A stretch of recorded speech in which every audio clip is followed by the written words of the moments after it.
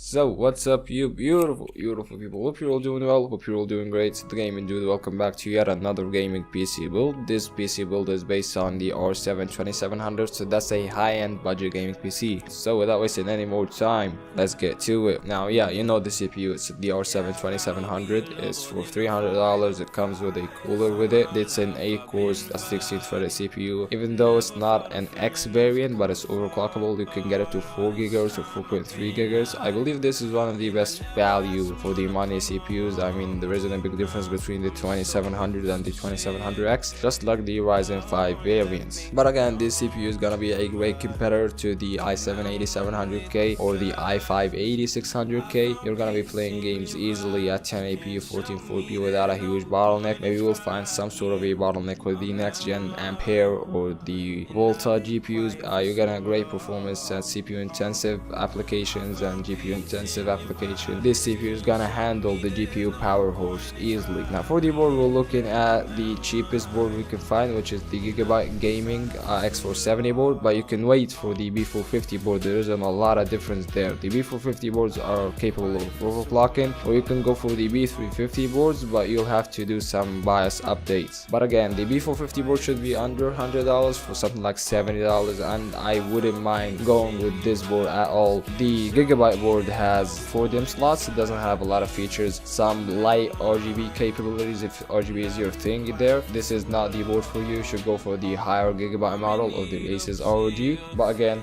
it comes with some sort of like a bad color in my opinion. This is like a Ryzen based color, but you know, I'm more suited to the stealth black that Asus ROG provides. Anyway, a good board for $140. Again, you should go for the B350 and do a BIOS update if you want to cut corners, or the B450, but you cannot go wrong with it at all. For the RAM, we're looking at 16 GB of DDR4 RAM, or maybe 8 GB if you want to save money. As I said, for $75, you can go wrong with either. Maybe 8 GB will not provide you the best gaming performance, but RAM prices are going down, so you might want to wait and get only a single stick of DDR4 RAM. For the hard drive, we're looking at a 2TB hard drive from WD and 256GB SSD. Should not go without an SSD. You're gonna have an insane read and write speeds, and you cannot go wrong with this storage setup. Now for the graphics card, if you have the enough money, you can go for the upcoming GTX 1170s, but you will have to wait like a month or two from now. But you know, you'll get a great performance, the GTX 1080 Ti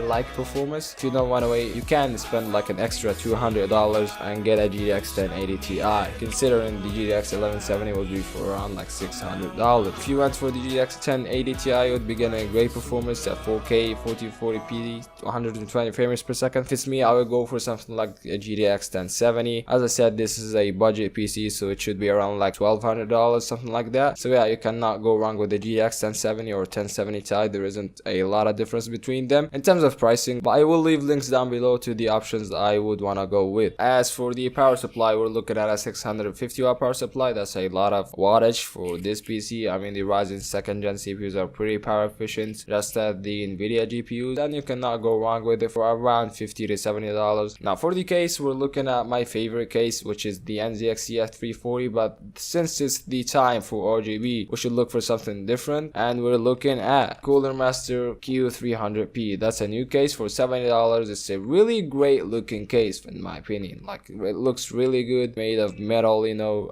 Yeah, it looks really, it's not durable, you know, because it has a lot of glass in it, but it looks really good, really classy, you know, with 2 RGB fans. Time for RGB. I will leave links to the RGB strips down in the description. Yeah, $70 for this case is a steal in my opinion. So that's it for this video, guys. If you found this video helpful, press on that like button. If you want to see more gaming PC builds and you're so desired, press on that subscribe button, of course, and share this video with your friends. I believe that's it. Thank you for watching, and I'll see you in the next one. Subscribe.